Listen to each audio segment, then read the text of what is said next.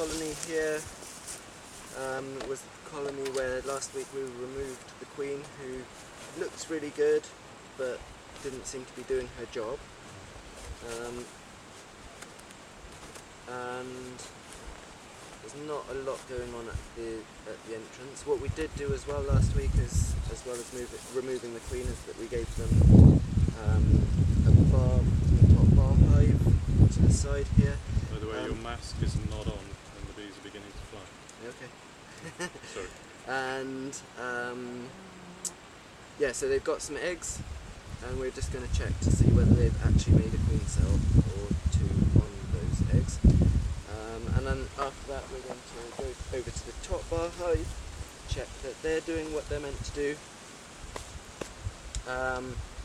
Check that the bees in the top bar hive are doing what they're meant to do, and see whether the queen that we removed is still not laying, or whether, in which case we'll probably squash her, or see whether she's actually decided that she's okay, and then we'll have another nucleus colony there. That's the plan for today. So I think it's probably time for me to put my lid on before we open the hives up and have a look inside. Maybe also put some gloves on. Do you want to open the lid while I put my gloves on? Oh, I forgot my gauntlets today. Get stung on my wrists, hopefully.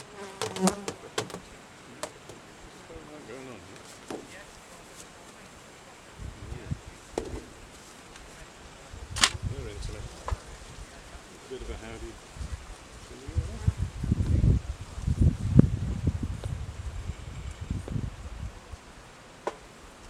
So we've got 2 bars here that had some.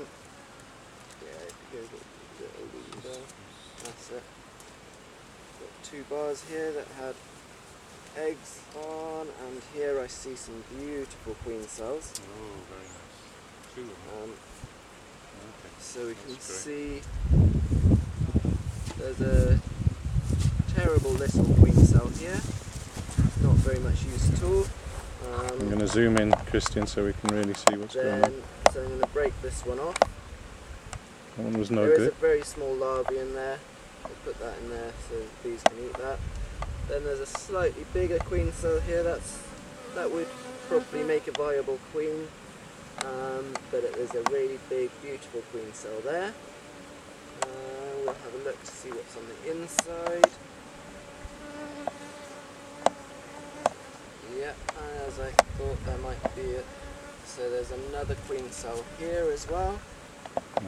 Can you point to that again, please? So there's another queen cell here as well. Yeah. So we've got that one there, a play cup there, best queen cell out of all of them there, and a half decent one there as well. Okay. And then let's see what's on this bar. Mainly just emerged brood. No queen cells on this bar.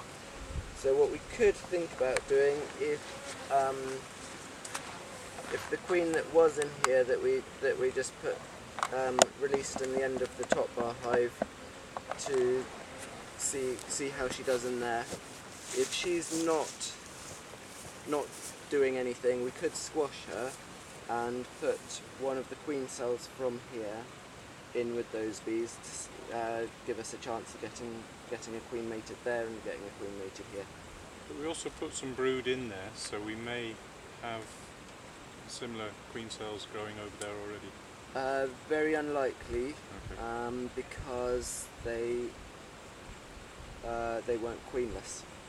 So the reason why they made queen cells here is because they want a queen. They didn't have a queen because we removed one, but they had eggs with which to make a queen. Yeah. Those ones will have eggs with which to make a queen, but unless they killed the queen that we put in there, they've got a queen. Even if she's useless, they may well not make queen cells. So I think we should just close this back up again, and if we decide that we want to take some of these queen cells, 1 or 2 of these queen cells to use in the top bar hive, we can do that. And we may come back here to squash some of the smaller queen cells if we decide not to use them. We may Why also- would you do that? Because presumably they've made several because whatever their strategy is, so they'll take care of that one. Yeah, so some beekeepers say that it's better to leave a couple of queen cells in there in case one of them doesn't work out. Research shows that, and to leave the strong, to leave them to sort it out themselves. Research shows that the first queen to emerge is, I think it's about 85% of the time, is the one that will then go around and kill the others, so the one that will be left. Okay.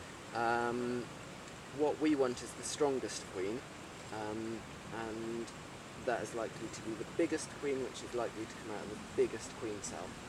So actually by selecting the biggest queen cell, we're more likely to get a good queen than we are by letting them sort it out, because the smaller one may well be the first one that hatches. So we're working on a size matters assumption here. We are definitely working on size matters assumption.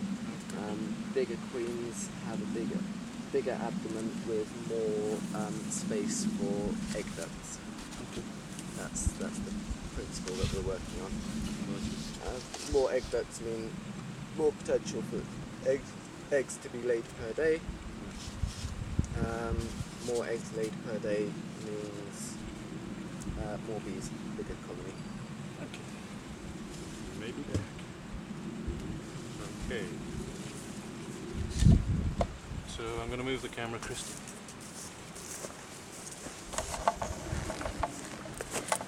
Quite nice without streaming. It's amazing without strimming. I can even hear myself think. Are we going to that end first? I don't mind really. I'm just trying to get a good camera angle. Do that. In fact, maybe what we want to do is compare the two entrances. Just for what's coming in and out. Yeah. Okay, I'm going to zoom in That's there. quite an interesting thing to do. Do we want to look at this one first? That one we don't actually need to go through, do we? We shouldn't need to. Whereas that this was one very we do strong want to. So I think if we look at that entrance, Okay. then look at this entrance, Alright. and then look inside here. Okay. I'm How going does to that the other entrance.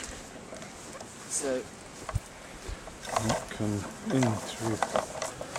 Just because I don't want the flight to the buggers. So, tell me when you're rolling. Yeah, we're rolling. Okay. So, when opening a beehive, or before opening a beehive, the first thing I like to do is look at the entrance, because there's quite a lot that you can see from the traffic going in and out of the beehive, Yeah. and also from debris underneath the beehive.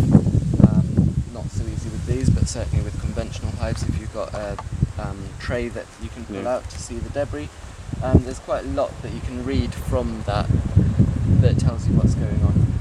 So just a moment ago there was loads of bees coming in with pollen. Because the camera's on them now, that's not happening. Well, it's dead busy. There's a bit of pollen coming in there. A bit of Yeah. pollen coming in again. Certainly busy. And when you've got a lot of pollen going into a beehive, that tells you that it's very likely that you've got a big brood nest going on, because pollen doesn't store for an awfully long time, so they don't bring in much pollen to store. Most of the pollen they bring in is to be used within the next week or two. And adult bees don't need pollen, it's babies that need pollen. The pollen is fat and protein, which they need for growing the larvae into bees, whereas the adult bees almost exclusively live off honey and nectar rather than the fats and proteins provided by pollen. So if we compare what's going on at this entrance to the other entrance, where we've got a small colony, where we've got the queen last week, then we'll see what's going on at that entrance, and then open that hive up as well. What's your take? Okay, ladies, you don't need to fly anymore. Coffee break for the bees. Let's have a look and see if we can get a good view of this.